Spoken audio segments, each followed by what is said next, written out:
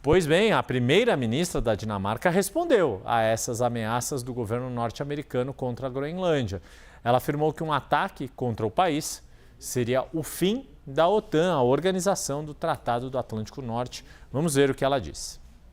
For det første, så mener jeg, at man skal tage den amerikanske præsident alvorligt, når han siger, at han ønsker Grønland.